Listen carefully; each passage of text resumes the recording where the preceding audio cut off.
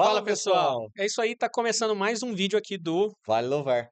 Pessoal, não se esqueçam, Curte, compartilha para que chegue para mais pessoas. E se você tiver também alguma dúvida, coloca aqui embaixo na descrição para que a gente venha produzir um conteúdo do seu interesse, tá bom? é isso aí. Pessoal, hoje nós temos o privilégio, o prazer muito grande, nós temos um convidado mais que especial para mim, meu professor do curso de teologia que nós temos do IBBC, professor Leandro, pastor Leandro, nos dá a honra da sua presença aqui. Pastor, gostaria que o senhor desse uma pequena saudação para nossos ouvintes. Vamos lá, muito obrigado, Gustavo, Vinícius, agradeço aos irmãos, ao Danilo também, obrigado pelo convite, é um prazer estar aqui, que todos também que estão nos assistindo também, né, sejam edificados com os assuntos que nós vamos Sim. tratar aqui, né, que Deus os atinja, que o Espírito de Deus possa trazer entendimento, sabedoria e possa nos conduzir para o louvor da glória dele, né, do Senhor. Amém. Amém. Pastor Leandro, para quem não conhece, pastor é natural aqui da cidade de Registro, Caiçara, como nós, né, natural aqui da terrinha. Pastor é advogado também da área civil. Ele tem a sua formação na área de direito, né? Ele é advogado. A especialização dele, como eu já falei, área civil. Ele tem o seu doutorado feito no Seminário Teológico Peniel. A sua faculdade foi na cidade de Ponta Grossa, na UEPG.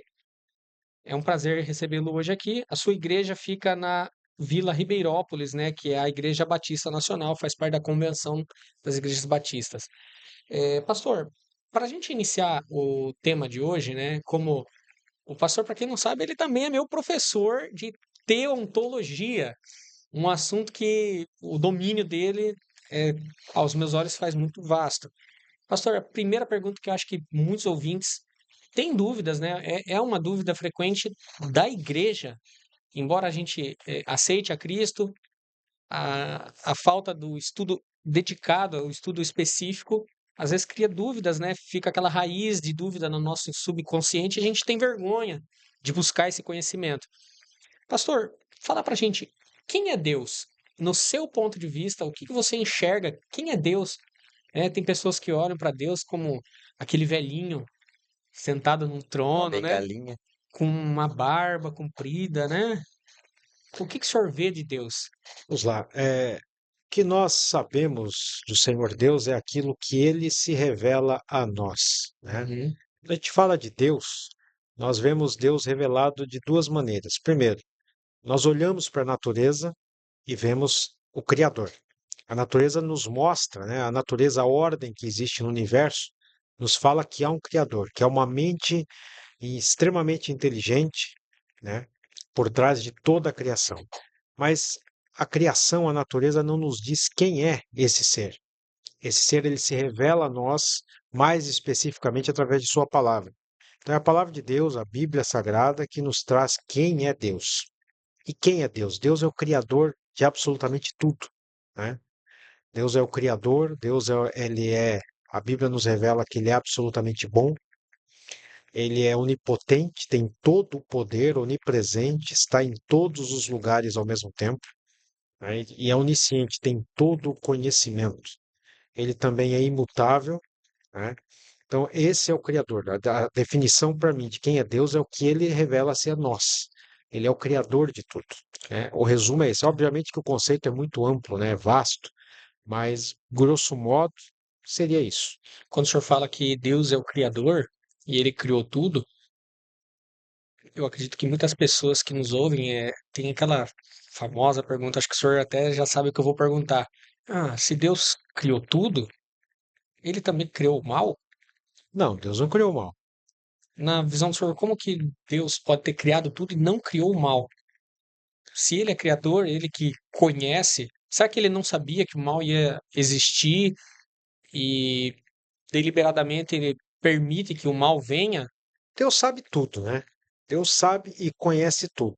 Só que nós temos que partir do seguinte pressuposto. Primeiro, Deus, ele criou tudo e tudo que ele criou é bom. Isso está em Gênesis 1:31. Tudo que Deus criou é bom. Deus criou, né, por exemplo, os anjos. Dentre esses anjos há um, né, que nós conhecemos que a Bíblia chama de querubim. né? O querubim protetor, querubim era um ser diferenciado na criação. Uhum. E esse ser, né, chamado de querubim, que a Bíblia, quando ela é traduzida para o latim, né, no latim dá o nome a ele de Lúcifer, né? A estrela da alva, em Isaías capítulo 14. Deus não criou o diabo, nem Satanás, Deus criou um querubim.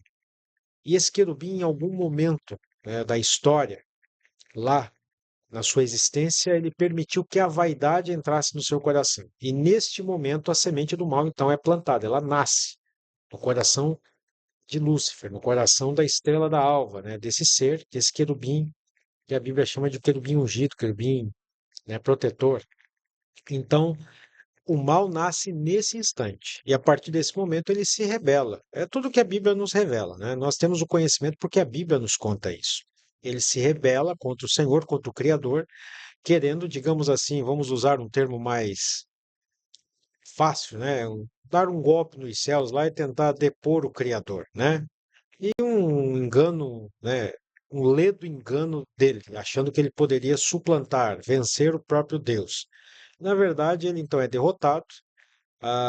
Um terço das hostes celestiais, é o que a Bíblia nos Junto com ensina, eles, né? o seguiu, né? Um terço dos anjos. O que isso quer dizer que para cada dois anjos, para cada anjo Três caído, anjos. rebelde, existem dois anjos, né? Então essas hostes o seguiram. Então ele transformou-se em diabo e Satanás. Aí quer dizer acusador, quer dizer adversário, né? Satanás é hebraico e diabo é grego.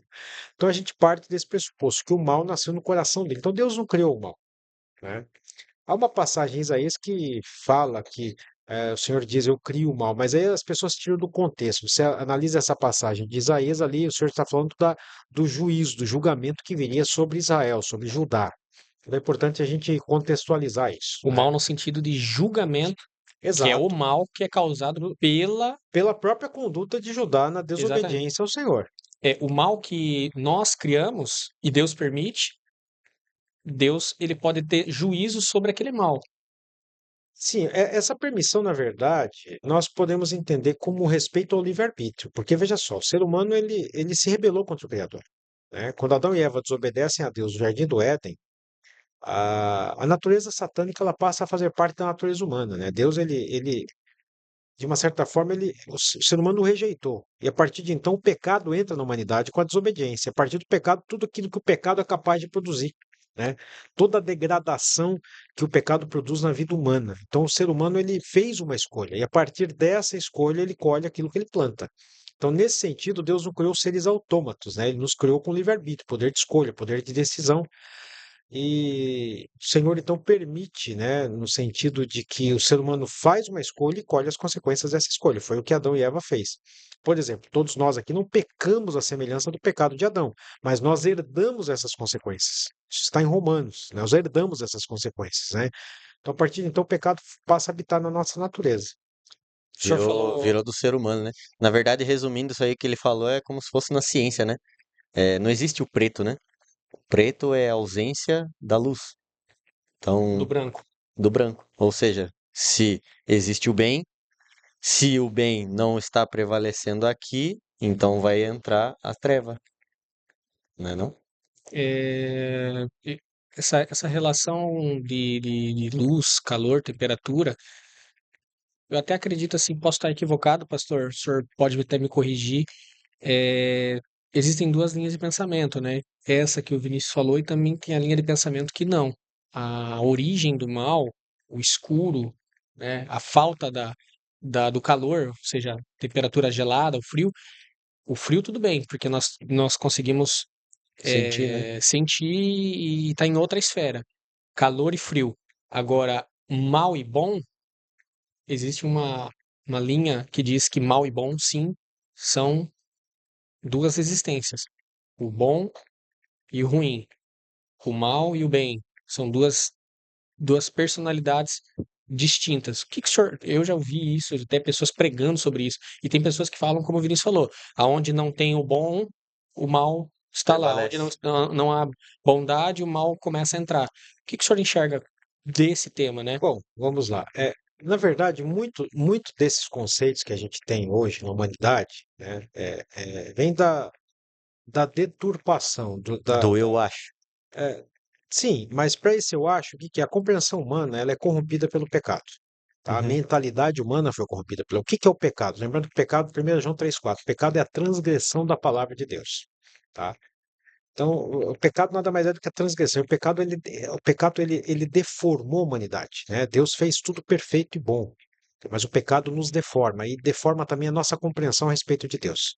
Mesmo com isso, na sua graça e infinita misericórdia, a gente, vamos usar um termo, Deus implantou em nós um senso de direção. Então, um senso do que é bom e do que é ruim. Então, o ser humano, por mais isolado que ele vive, imagina um ser humano que viveu num local isolado, seja numa selva, numa caverna, num lugar inóspito da Terra. Nunca teve contato com outro ser humano, né? Mas ali ele tem um senso de que há um Criador, de que há um ser superior. Aquilo que eu falei, a criação nos revela isso, mas não nos revela quem é. Quem nos revela quem é a própria palavra de Deus e o Espírito Santo quando nos dá entendimento. Então, o ser humano distanciado de Deus, ele criou muitas concepções, porque ele tem dentro de si uma concepção de que há um Criador, mas não sabe quem é. Por isso que você observa nas mais antigas civilizações humanas, o ser humano adorando as forças da natureza, adorando itens da própria criação, os É astros. comum, né, a gente Adorar o ver isso se sol, repetir, adorar a né? chuva, adorar Isso isso, é aquilo comum, isso é outro. comum. A gente observa isso nas mais antigas culturas humanas. Indígena, enfim. Nas mais variadas culturas, né? Nas mais variadas etnias, né? Então, por isso que o Senhor se revela ao ser humano através de quem? Do povo judeu, né? Da Bíblia, da palavra de Deus, e Jesus veio para isso. Jesus veio para revelar, tanto é que quem olha para Jesus, olha para Deus. Quando Filipe diz lá em João 14, Senhor, mostra-nos o Pai. Jesus fala, Filipe, eu estou tanto tempo com E vocês, você não como diz, sabe, mostra-nos o Pai. Quem vê a mim, vê o Pai, Jesus né? disse. Então, Jesus é o nosso Ele é, né? modelo, padrão. Então a gente olha para Jesus, a gente olha para o Pai. Então quando olhamos para Jesus, a gente entende o padrão de bondade, o padrão do que Deus. Então esse dualismo, né, de bem e mal, na verdade o ser humano longe de Deus, ele coloca quase que em pé de igualdade o bem e o mal. E quando você entende que Deus é infinitamente superior, né, Deus ele criou, tudo que ele criou é bom. O mal significa a criação do inimigo de nossas almas, que é infinitamente inferior, né? Então, na verdade, por que que nós, para explicar isso melhor, vamos partir do seguinte pressuposto. Nós cremos, quando você fala de bem e mal, é importante resgatar os conceitos da Reforma Protestante. A Reforma Protestante ela veio simplificar e veio unificar. Então, são 5 solas, né? Somente a Escritura. Então, a Bíblia é a nossa única regra de fé e prática, por isso que ela é o nosso padrão. Então, quando você se diz evangélico, você se diz adepto da Reforma Protestante. Todas as igrejas evangélicas, elas aderem à Reforma. E a Reforma tem os 5 solas. Somente a Escritura é a nossa única fonte de fé e prática, né?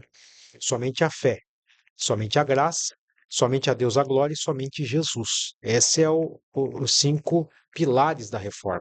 Então, como a gente toma a Bíblia como a nossa única fonte de fé e prática, nós cremos na inerrância da palavra de Deus, que ela é poderosa, ela é infalível, e nessa infalibilidade ela nos demonstra que Deus é bom e ele é o criador de absolutamente tudo. O mal surgiu a partir da rebeldia de Satanás. Então, a partir disso, o padrão que nós temos é o padrão de bondade exposto na palavra de Deus, que não é o padrão humano. O ser humano corrompido pelo pecado, ele tem dentro de si, como eu disse há pouco, uma bússola, digamos assim, um sentido, uma noção de que existe um ser superior. Um caminho, né? Mas qual é esse caminho? Então ele busca, a Bíblia fala, se não me falha a memória, eu acho que é Eclesiastes 7:29, que Deus fez o homem perfeito, mas ele se enfiou em muitas astúcias, né? E isso através do quê? Através do pecado, através da desobediência. Então, originalmente, o plano de Deus é bom, é perfeito. O ser humano é que se corrompeu através do seu poder de decisão. E essa noção que nós temos hoje de bom e mal, longe de Deus, é uma noção humana. É diferente da noção da palavra de Deus, que nos dá uma noção infinitamente superior, né? Porque o bem e o mal não estão brigando de igual para igual, como se o mal pudesse vencer. Não, esquece. O padrão que a Bíblia nos traz, que a palavra de Deus nos traz, Deus é bom e infinitamente superior. Tanto é que já está tudo escrito e a gente Que sabe ele que no vai final, vencer. nós sabemos qual lado irá vencer, Sim, né? o senhor fez um comentáriozinho dentro do que o senhor estava falando, que Satanás, o inimigo, ele deixou que entrasse a vaidade dentro do seu coração, e essa vaidade que entrou no coração de Satanás fez com que ele tentasse suplantar a Deus, ser igual Ser a soberano Deus, também. né? Ele nem queria ser superior, ele queria ser igual a Deus. o senhor fala que a vaidade que entrou no coração de Satanás fez com que ali fosse gerado o pecado. Então, o senhor diz que o princípio de muitos pecados também que entram dentro do coração do ser humano também é por vaidade. A vaidade, o senhor atribui a vaidade sendo um dos, vamos dizer assim, um riscar do fósforo que incendeia o pecado dentro do ser O humano? começo Ou de no tudo. ser humano o senhor acha que o pecado ele entra de uma outra forma? Como que o pecado ele não entra e não domina a minha mente? Porque em Satanás, Satanás tinha tudo. Ele não tinha o momento do erro. Ele não tinha o momento de falhar. Ele não tinha o riscar do fósforo para incendiar o pecado. Mas aí o senhor diz que a vaidade toma conta do coração dele Exato. e a vaidade foi o riscar dos fósforos para. A vaidade, na verdade, foi estupim, ela foi a semente plantada. E o senhor E, concorda que a vaidade no coração do homem é o estupim do início do então, pecado? mas eu acho que é um pouco mais complexo. Vamos lá. Ele teve essa vaidade, ele sucumbiu pela vaidade, pelo orgulho, pela soberba. A vaidade nos leva à soberba. E ele plantou no coração do ser humano o mesmo desejo que ele teve, de querer ser igual a Deus. Quando ele trava aquele diálogo com Eva em Gênesis 3, a gente observa isso. Ele plantou esse desejo no coração dela, e a estratégia que ele utilizou para plantar esse desejo foi fazer com que ela duvidasse de Deus, da palavra de Deus. E a estratégia dele é a mesma até hoje. É sempre enganar. É, esse engano, na verdade, é através da dúvida em relação à palavra de Deus, o que Deus disse. Então, assim, até hoje ele tenta plantar essa mesma dúvida no coração de cada ser humano, que nós duvidemos. Ele usa estratégias diferentes, ele usa formas diferentes, mas a estratégia é a mesma desde o Jardim do Éden. E através dessa estratégia ele planta a dúvida, com a dúvida vem o orgulho, a soberba, obviamente plantado pela vaidade. Então a vaidade é o início de tudo. Tanto é que até uma passagem irônica no filme, aquele filme O Advogado do Diabo, Uhum. né, o personagem do Keanu Reeves, o Kevin Lomax, no final, o diabo no filme usa uma estratégia para pegá-lo, e no final do filme ele aparece na pele de um repórter, ele diz que a vaidade é o meu pecado predileto, né? Então, mostra, de uma certa forma, exatamente a estratégia do inimigo de nossas almas. Que foi a vaidade. É, a vaidade, né? Então ele planta isso. E o ser humano, ele tenta demonstrar milhares de anos que ele consegue viver, administrar sua vida e este mundo longe do Criador. Só que o que que a natureza humana mostra? Que o ser humano tem se revelado um verdadeiro fracasso, né? Porque quando a gente pensa que a humanidade desceu no mais baixo grau da degradação, da crueldade humana que é capaz de produzir, ele consegue se superar. Então o ser humano tem demonstrado que ele não consegue administrar a criação e a sua própria vida longe do Criador, porque ele está longe do propósito de Deus. Então, somente em Jesus, que é o nosso modelo, que é quem nos mostra quem é Deus, o caráter de Deus, nós conseguimos nos encontrar. Perfeito. Pastor, e voltando ao início, quais são os atributos de Deus? Atributos são qualidades, né? Deus, assim, Deus, ele é um ser absolutamente complexo, ao mesmo tempo complexo. A mente humana ela é finita para compreender Deus em sua totalidade. Então nós conhecemos aquilo que ele se permite revelar-se a nós. E essa revelação está além da criação na sua palavra. Quando a gente fala de atributos, aquilo que ele permite revelar, atributos são qualidades, né, características da personalidade dele. Quando a gente fala de atributos, a gente pode falar que existem duas espécies de atributos, de qualidades. Atributos comunicáveis e incomunicáveis. O que que são comunicáveis? São atributos, qualidades que ele compartilhou conosco, com a criação. Então, por exemplo, o ser humano tem capacidade de raciocínio, de pensar, de se expressar, né? Ele colocou em nós a sua imagem e semelhança, então são atributos que ele comunicou, que ele compartilhou conosco. Por exemplo, o amor dele, ele derramou em nossos corações, né, através do Espírito Santo.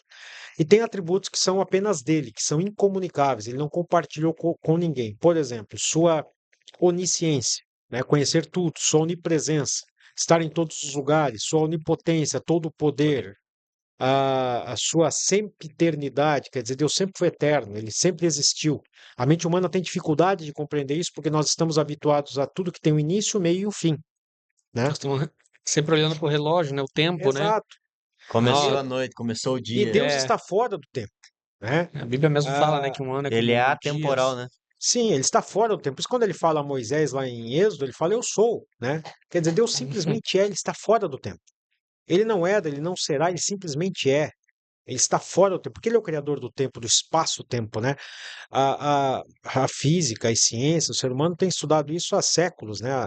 A ciência se debruça sobre a questão do espaço-tempo, e o ser humano tem dificuldade de compreender. Por quê? Porque o conhecimento humano é finito, ele é falho, ele é lacunoso, o conhecimento de Deus é perfeito, né? Então ele criou absolutamente tudo, e dentre esses atributos, essas qualidades, são qualidades que são só dele, né? Então a gente compreende. Primeiro, para compreendermos Deus, precisamos conhecer Sua palavra e precisamos entender que quem nos concede o entendimento, a compreensão para que nós entendamos Ele, dentro de todas as nossas limitações, é o Espírito de Deus. O ser humano longe de Deus, não, por isso que a gente observa neste muitas concepções equivocadas de Deus. Né? As pessoas, Sim. tem gente que acha, as pessoas não creem em Deus como uma pessoa, como um ser unipessoal. Tem gente que crê em Deus como uma energia, né? Esse tipo de crença a gente chama de panteísmo, né? Deus é uma energia, Deus está nas folhas de uma árvore, está E na tem nuvem. gente, né, pastor, que começa. Tem sempre aquele discurso. Fala de Deus. Se fala de Deus, então tá bom. Deus está lá, Deus está aqui, Deus está nessa religião também, Deus está em todo lugar.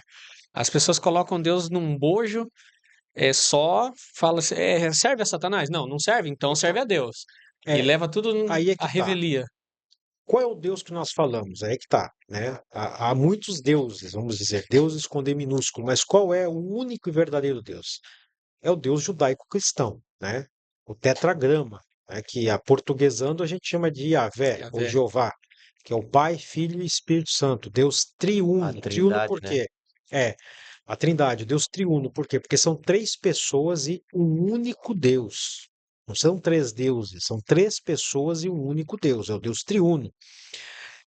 Não há hierarquia entre eles, eles são iguais em todos os seus atributos, né? E o ser humano tem dificuldade de entender isso. A mente nossa, corrompida pelo pecado, lembrando que o pecado é a transgressão da palavra de Deus, nós temos essa dificuldade. A gente só consegue entender e compreender a plenitude desta revelação que ele nos dá através do entendimento fornecido a nós pelo Espírito Santo e examinando a palavra. Então, quando a gente fala de entendimento, há uma sinergia, um elemento natural e sobrenatural. O elemento natural da nossa própria inteligência, mente, mentalidade, ao compreender Deus, com esse entendimento trazido pelo Espírito Santo. Pastor, quando o senhor fala da Trindade, né, que são três personalidades, né, são três que simbolizam um, eu entendo, posso estar errado, mas eu entendo que é diferente até do homem, né, que o homem é corpo, alma e espírito, mas nós somos uma unidade, né, é uma coisa só que simbolizam três, mas chega a ser semelhante a Deus isso? Chega a ser Pai, Filho e Espírito Santo como se fosse o homem, a tricotomia do homem? Ou o senhor entende também que essa divisão alma, corpo e espírito está atribuída a um único ser de intelecto, não a três seres que se compõem em um, A gente usa essa questão, essa comparação, uma comparação bem pálida, né?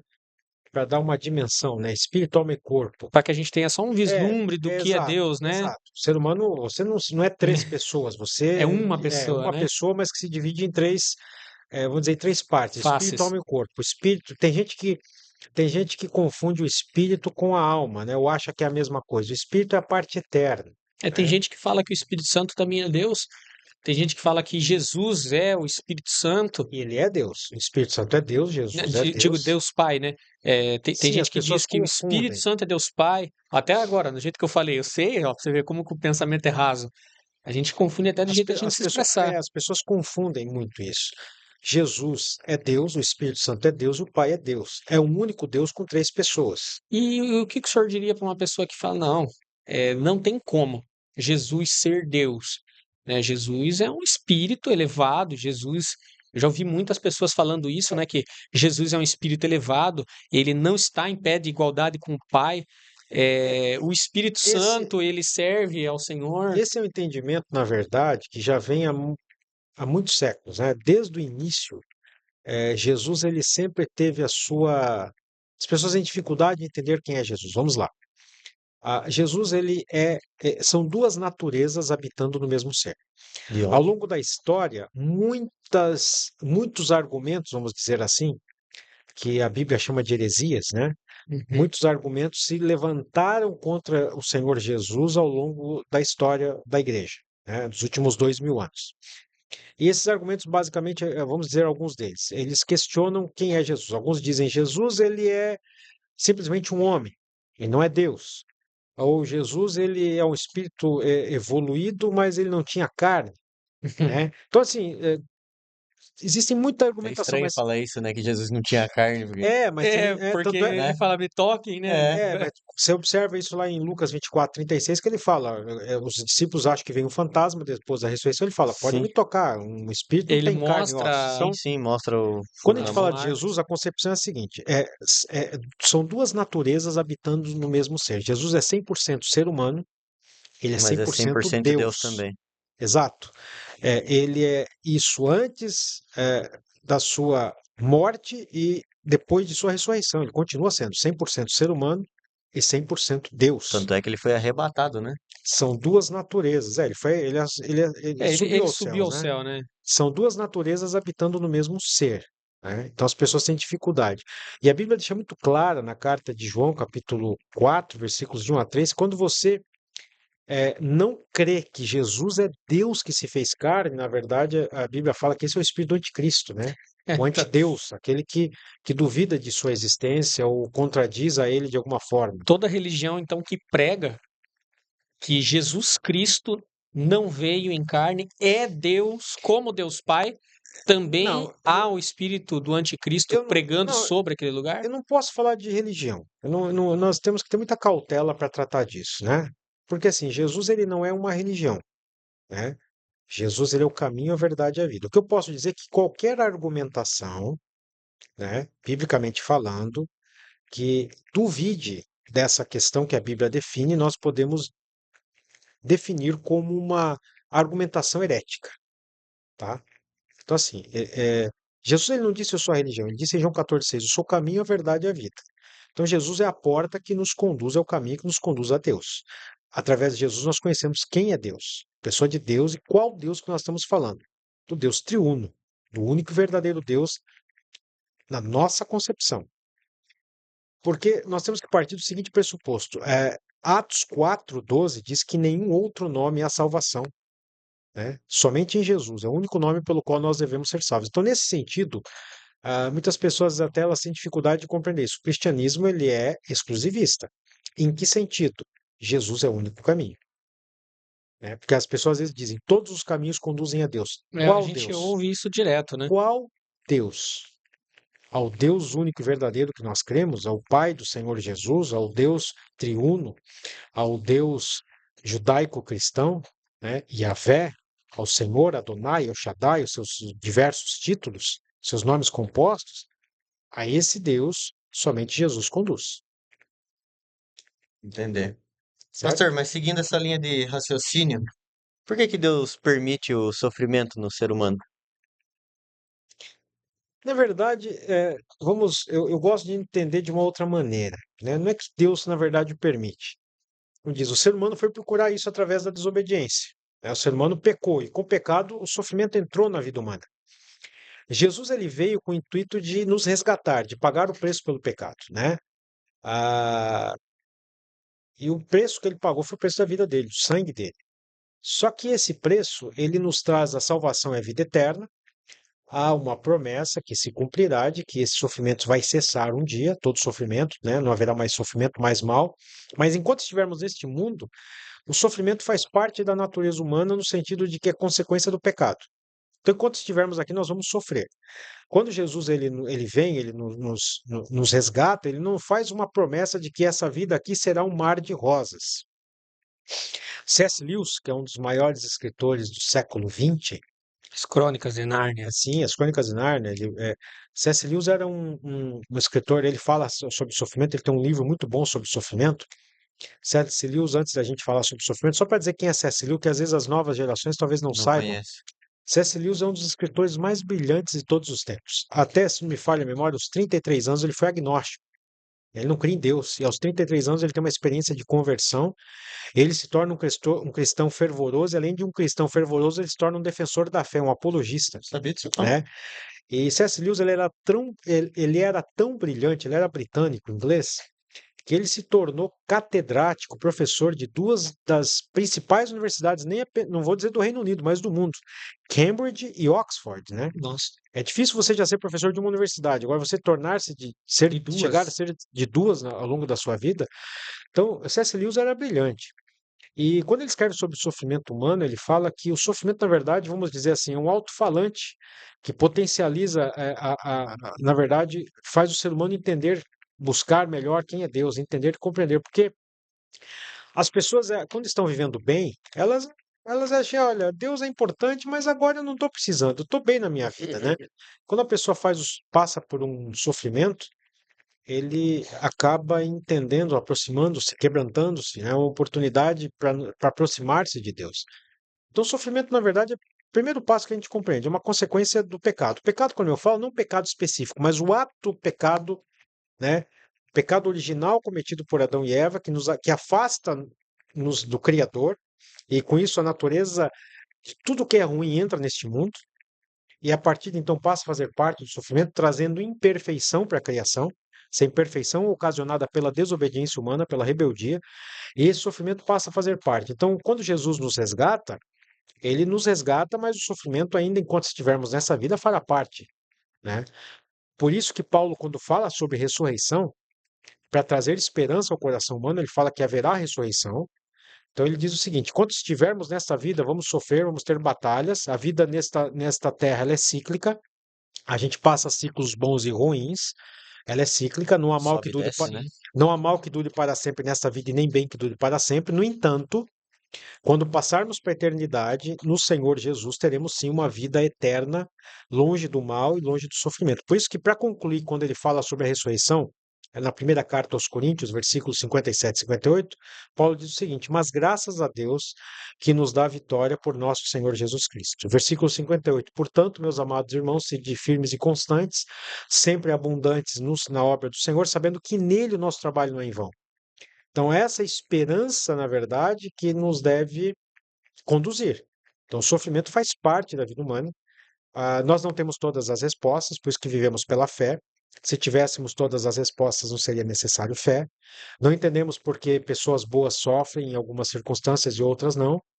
Mas o que nós entendemos é que o sofrimento faz parte da natureza humana no sentido de que o pecado trouxe isso, né? Isso que o senhor está falando me lembra de um texto, né, que está em 2 Coríntios 4, capítulo 16 em diante, que fala, né, que por isso não desfalecemos, ainda que o homem interior se corrompa, contudo exterior ele se renova dia após dia, e ele continua, porque a nossa leve e momentânea tribulação Produz produz para para nós nós um peso de glória eterna, de glória muito muito excelente. excelente, que não atentando para nós para as coisas que se veem, mas para as coisas que não se veem, que são Eterna, versículo 18. eternas. O 18 fala isso. As coisas que É, se é, nós vemos as é em temporais, elas cima passarão. é em cima daquilo que o senhor está falando, né? Às vezes o ser humano ele olha o sofrimento e não consegue enxergar isso como a ponte. Sim. Porque assim, vamos lá. Por que é importante a gente entender? Nesse distanciamento que a natureza humana viveu de Deus ao longo de toda a história, ela criou muitas argumentações, né? E uma dessas argumentações é uma argumentação muito antiga, de uma religião oriental muito antiga, que tem milhares de anos, que muitas filosofias e religiões modernas abraçaram. Que é a filosofia, por exemplo, de uma segunda oportunidade, da reencarnação, Sim, né? A gente respeita, obviamente, essa doutrina, temos o mais absoluto respeito, mas isso destoa daquilo que nós cremos. Tem nada a ver, né? Em que sentido? Vamos lá. A reencarnação diz o seguinte: nós temos uma segunda oportunidade. Se eu não der certo nessa vida, eu na posso voltar. próxima vai embora. Na Só que nós, próxima como dá. cristãos, não cremos na reencarnação, nós cremos na ressurreição, nós Hum. cremos numa única vida, uma única oportunidade. Então nós temos que fazer direito aqui, né? Corretamente aqui, porque aquilo que nós nos conduzirmos aqui. Lembrando que a salvação não é por mérito, né? A salvação é pela graça. Nós temos que entender que em Jesus está a salvação e é através dele, né? Nós somos salvos. Nós somos salvos. Essa salvação em relação a quem? Em relação à eternidade longe dele. Tem aquela questão, né, que nós não somos salvos pelas obras, né? Mas As obras testificam na o verdade, processo de é, salvação. Efésios 2,8 diz que pela graça sois salvos por intermédio da fé. Isso não vem de obras, não vem de obras para que ninguém se glorie. Mas, no entanto, o versículo 10 diz que as obras elas são necessárias para que nós andemos. As boas obras, então, na verdade, para um cristão, ela não é mais do que uma obrigação, né? Como o senhor mesmo fala, né? Os frutos do Espírito estão aí porque são frutos. Sim, Fruto frutifica, né? sim, Tem que ter uma raiz que germine aquilo. sim. E também tem a semente também, né? E, Que quando cai no chão tem que dar fruto também. e a Bíblia nos ensina em Lucas 17,10 que quando nós fazemos aquilo que nos é ordenado, somos servos inúteis. Então, aquilo que o cristão ele tem que ter essa boa conduta, não porque ele será salvo por isso, mas porque ele é salvo. A salvação é pela graça, não vem por obras, não é mérito do ser humano, né, por obra e graça de Jesus Cristo. É isso que nós temos que entender. Porque o ser humano busca sempre a salvação por boas obras, né? Eu faço boas obras, eu sou bonzinho, não faço mal a ninguém, então eu vou para o céu. E alguns até duvidam da questão da eternidade, longe do Senhor ou com o Senhor, né? Tem gente que acha que o inferno nesta terra, a pessoa que fala isso, ele não tem uma concepção exata do que é o inferno, né? O inferno ele existe, ele está no mundo espiritual e ele é um local de tormento. E o inferno ele não é o pior, ele vai se tornar pior quando ele for jogado no lago de fogo, né? Que a Bíblia fala sobre o lago de fogo é. E essa concepção, as pessoas às vezes elas não têm dificuldade de compreender, né? Mas voltando aqui, essa revelação, na verdade, essas conjecturas, a filosofia durante. Por que que muita gente se afastou do Senhor, por exemplo, ao longo da história do cristianismo? Porque começou a ingressar por argumentações longe da palavra de Deus. E quando o ser humano ele se envereda por caminhos longe, ele vai voltar para aquilo que distorce a imagem e a semelhança do Criador na nossa vida, né? O ser humano vai por caminhos que vão dar a ele concepções completamente equivocadas. Então a gente não pode distanciar daquilo que a palavra de Deus nos traz. Então, quando o ser humano se distanciou, ele trouxe conjecturas, teorias, pensamentos completamente longe do que é correto, do que é real, do que a Bíblia nos ensina. Porque a Bíblia é o nosso padrão, né? A Bíblia é o prumo, a Bíblia é o nível. Quando você está fazendo uma construção, como você sabe que essa mesa é reta? Só por um Porque você tem um prumo, você tem um nível. primozinho Quando você nível. está construindo, levantando uma parede, como você sabe que a parede está reta? Se Então, a base não estiver sendo bem feita, né, qual é a concepção de retidão? Então, a nossa concepção de retidão, o nosso padrão de retidão é a palavra de Deus.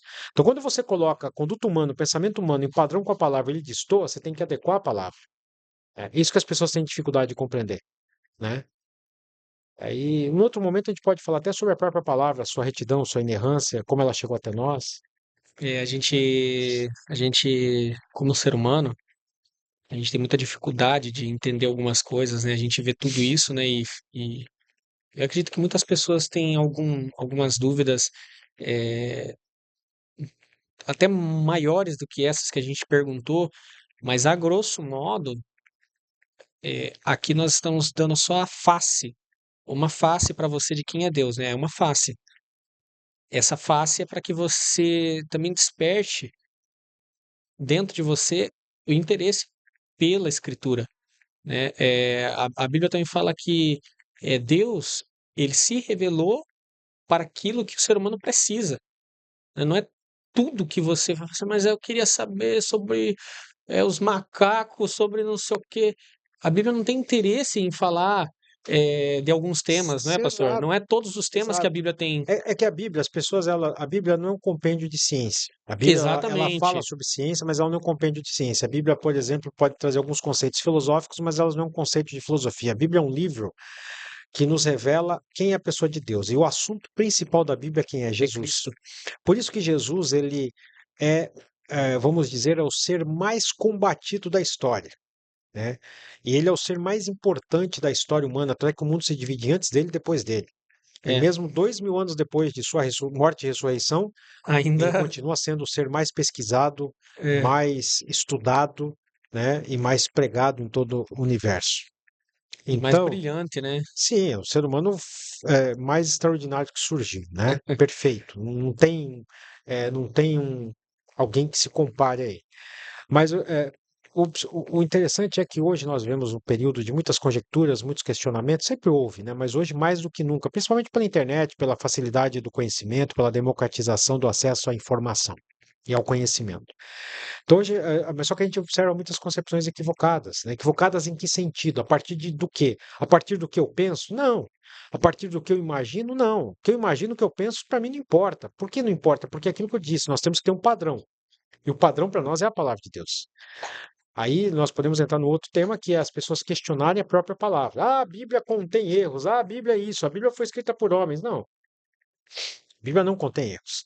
E existe argumentação séria, e não apenas argumentação teológica ou filosófica, mas argumentação científica para sustentar tudo isso, né? Muitas passagens da Bíblia que achava que era alegoria, elas são corroboradas por descobertas arqueológicas históricas, Sim, sim. né? Então, na verdade, toda argumentação que se levantou ao longo da história contra a palavra de Deus, ela Foi sempre sendo derrubada foi sendo derrubada, e a palavra de Deus ela permanece. progressivamente. Isaías capítulo 40, versículo 8, se não me falha a memória, diz que a palavra de Deus permanece para sempre, ela é poderosa, inerrante e infalível, né? Então, assim, a teologia, tem gente que às vezes fala do que não conhece, né? A teologia é uma ciência extraordinária e ela tem uma argumentação muito poderosa, né? A Bíblia é poderosa, a teologia ajuda, mas a Bíblia ela existe independentemente de teologia de qualquer argumentação humana, porque a Bíblia não precisa de auxílio. A Bíblia por si só ela é a palavra de Deus inerrante e poderosa, né? Ela própria se sustenta, né? A palavra de Deus é ela que nos sustenta na verdade. Mas a teologia nos ajuda a compreender, nos ajuda a sistematizar, porque o ser humano tem essa necessidade de compreensão, de ter conceitos, de ter sistematização. O que é sistematização? Você colocar, Por item. colocar numa forma cronológica, numa forma linear, que a gente consiga compreender início, meio e fim, porque nossa cabeça funciona assim, a gente tem que ter o início, meio e fim das coisas, né? Só que a Bíblia não compreende de teologia, nem de ciência. Então a gente sistematiza para melhor compreender. Então a Bíblia tem argumentação para tudo isso. E aproveitando o ensejo, a gente já vai caminhar para o final. É, tem muitas pessoas de dentro da igreja, né, que já estão há 10, 20, 30 anos dentro da igreja e tem aquela questão na sua mente, né? Teologia não, porque o espírito vivifica e a palavra mata. Então eu não vou estudar teologia porque eu tenho medo de começar a ficar Regurgitando. santarrão, regurgitando sabedoria e não sei o quê. Tem muitas pessoas que eu já conheci né, no decorrer da vida que falam: eu não quero saber de teologia porque aonde já se viu? O Eu tô negócio é aqui, o oração e negócio é a só. graça, o negócio é o Pentecoste, é o fogo, né? É visão, Mas é que aos meus olhos, às vezes a equivocada. pessoa que só quer saber de orar, jejuar, não tô falando que não está com o Espírito Santo, tudo bem. Mas às vezes ela não sabe diferenciar o que vem do Espírito Santo de Deus e o que não vem do Espírito Santo de Deus. Às vezes o cara fala ali, ele nem sabe o que que é que ele tá falando, né? É, É que tem pessoas, pastor, que realmente não tem nem interesse de buscar um curso básico teológico, ela não tem vontade de estar ali, porque ela olha para aquilo e fala que aquilo é bobeira, Então, aquilo não vai levar ele para o céu. a gente tem que ter um conceito. Quando a gente não conhece algo, né, nós não podemos ter um conceito anteriormente concebido, que é chamado de pré-conceito. Preconceito. Conceito que você forma antes. Então, é importante que nós não tenhamos isso. Nós precisamos conhecer alguma coisa. Então, vamos dizer, o cristão, o que que ele precisa? Ele precisa ter um bom conhecimento bíblico. Tem gente que fala, eu não gosto de ler. Não gosta de ler, então você está em franca infringência à palavra de Deus, porque há uma determinação da Bíblia que nós devemos lê-la, estudá-la, meditar nela dia e noite. O Senhor Deus disse só a Josué. Então tem que conhecer a Bíblia. Então, um bom cristão, ele tem que ter no mínimo um bom conhecimento bíblico. Ele tem que ler a Bíblia de capa a capa.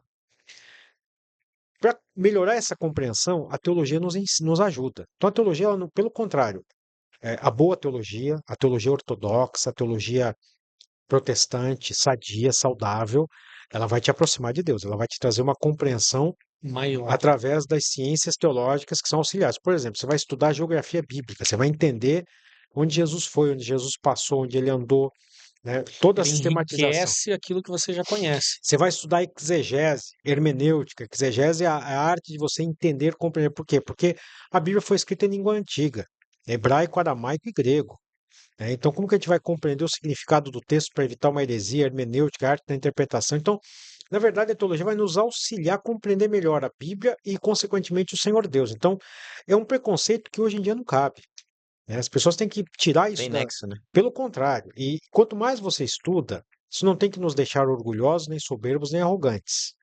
né? Sim. Tem que Quanto ter mais mais você estuda, humildade mais ainda. você entende que você não sabe nada. Então, Quanto mais você lê, mais você se debruça, você entende que aquilo que você conhece não é nenhuma gota, eu vou dizer que é uma partícula de uma gota no oceano infinito, só sei que né? eu nada sei. É, Resumindo, né? é sim. Então, quanto mais você estuda, mais você se debruça sobre a palavra de Deus, sobre a teologia, você sempre vai entender que teu conhecimento é mínimo. Então, isso tem que nos tornar cada vez mais humildes, não mais soberbos ou arrogantes. Então, a gente tem que entender que a gente não sabe nada, né? Nossa mente é limitada, finita, e nós precisamos nos debruçar. Então, hoje em dia, esse preconceito, essa rejeição à teologia não se sustenta, né? Pelo contrário, isso vai nos ajudar a compreender melhor a palavra de Deus, nos tornarmos cristãos melhores, nos preparar melhor para desempenhar o nosso ministério na casa do Senhor, na obra de Deus, pregar melhor, ser instrumento melhor do Senhor para fazer com que as pessoas compreendam, né? Nos dando capacidade argumentativa. Obviamente Sim, que há o elemento sobrenatural, Deus nos capacita, mas ao nos capacitar, Ele também nos capacita a estudar, assimilar informações, conhecimento.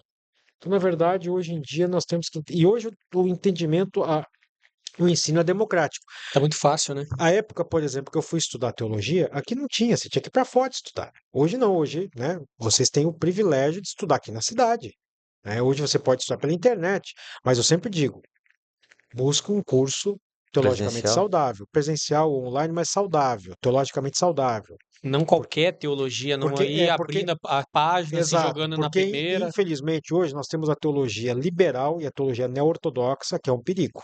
A gente pode no outro dia, no outro podcast, falar melhor, porque esse é um tema também muito Muito Muito amplo. vasto. abrangente, É. né? Então, basicamente, nós temos que ver o quê? Na teologia ortodoxa. O que é a teologia ortodoxa? A Então, teologia protestante tradicional, baseada na reforma protestante, nos cinco solas. Somente Jesus, somente Deus, a glória, somente a fé, somente a graça, somente a Bíblia. Essa é a base de qualquer igreja protestante, do ramo evangélico, do qual nós cremos. Respeitando sim. todo e qualquer outro ramo, toda e qualquer outra religião. Mas nós temos o direito de expressar no que cremos com mais absoluto respeito por todo e qualquer ser humano e toda e qualquer religião. Pastor, para a gente finalizar, o Vinícius tem a última pergunta e a gente queria que essa pergunta o senhor direcionasse realmente para o nosso ouvinte que está em casa, né? Para o nosso ouvinte que precisa entender eh, A essência. a essência do Evangelho. Então, pastor, é,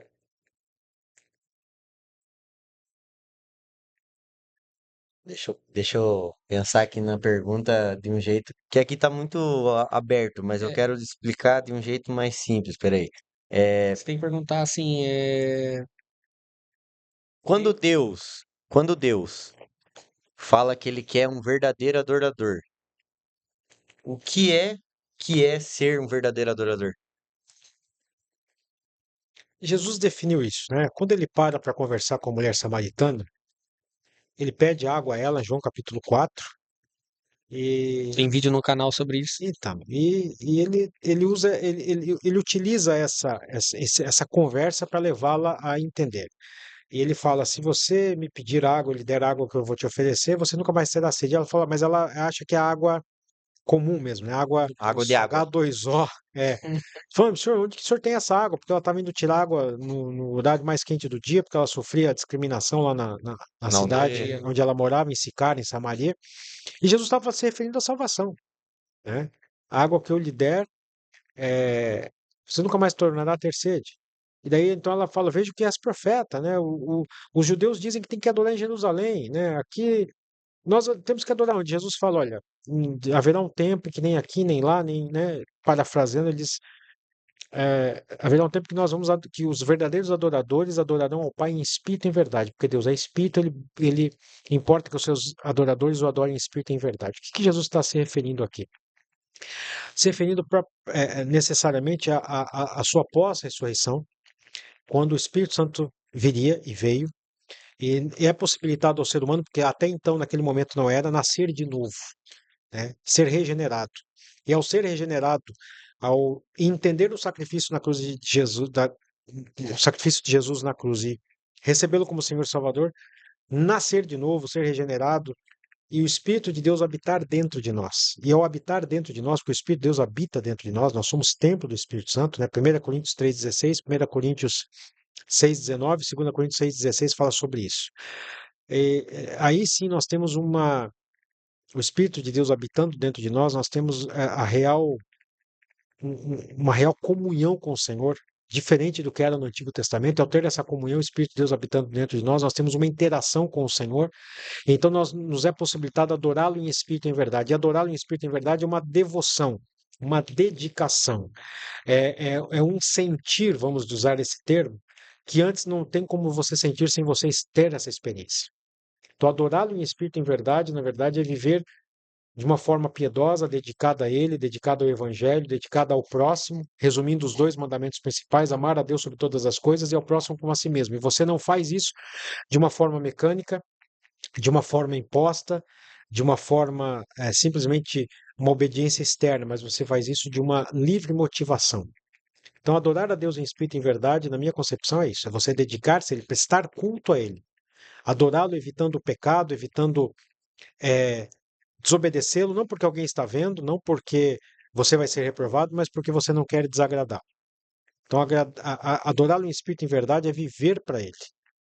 Tem muitas pessoas que, por mais que ainda estejam numa vida de pecado, né?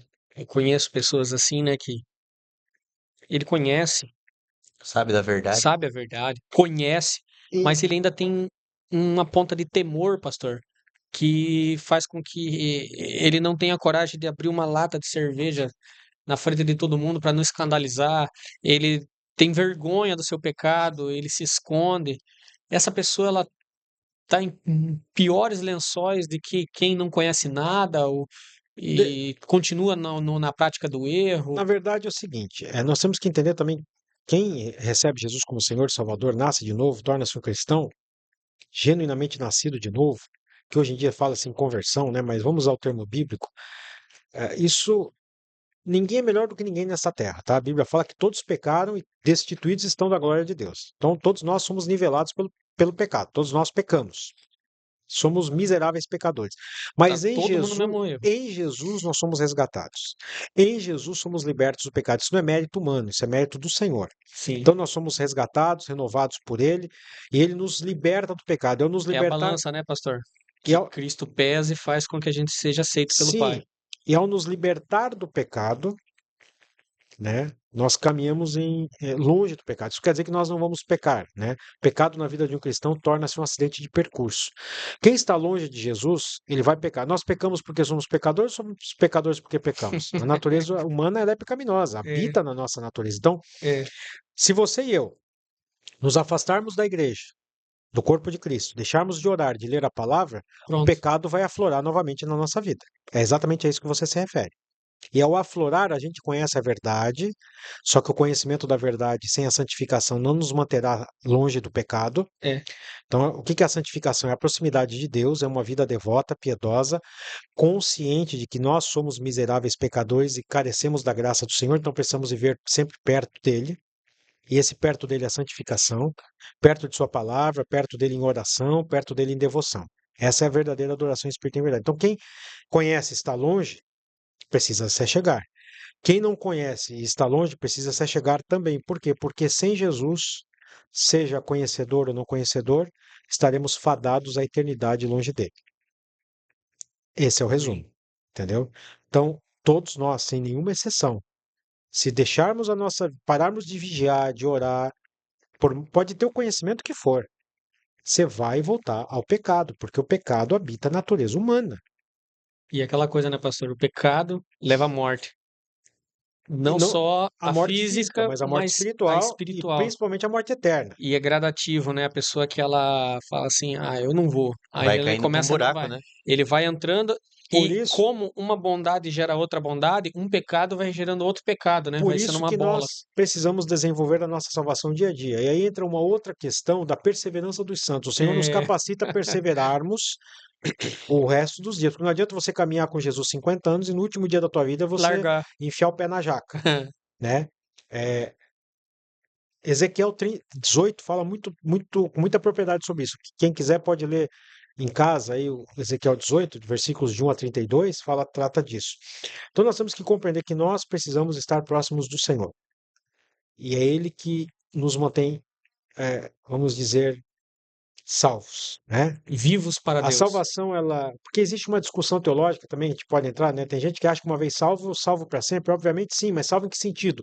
Quando perseveramos, né? Quando estamos na presença do Senhor. É um conceito que não dá para a gente dissecar, né? Para destrinchar aqui agora, mas grosso modo seria isso. Então, cada um de nós tem que termos esse entendimento que somente o Espírito de Deus nos concede, que precisamos de Jesus e Ele nos capacita a estar na presença dele. O mérito é dele, não é nosso. É isso que nós temos que entender. A glória é dele. Mérito humano nenhum. O mérito é dele, a glória é dele. E cada um de nós precisa entender isso. Quem está nos ouvindo, nos assistindo, tem que compreender isso. A salvação é só em Jesus. Não tem outro caminho. Só ele. Eu ia até falar para o senhor deixar uma última mensagem para o pessoal que está em casa, mas eu acho que isso que o senhor falou é perfeito, resume tudo, né, pastor? Tem muitas pessoas que abandonaram a fé, abriram mão e estão correndo um sério Grande risco. risco, né? Um grande Sério risco. risco. Por isso que é importante quem está nos ouvindo e está longe de uma igreja de Jesus, procure uma igreja saudável, uma igreja em que o evangelho seja pregado, em que ele tenha edificação espiritual e caminhe com Jesus. É isso. É Esse isso é o aí. ponto. Maravilha. Temos. Vinícius, vá pensando aí num hino para indicar para hoje? Qual que é o de hoje? Vamos pensar aqui. Vai finalizando aí. Pessoal, é isso aí. Nós queremos agradecer você que assistiu esse vídeo até aqui.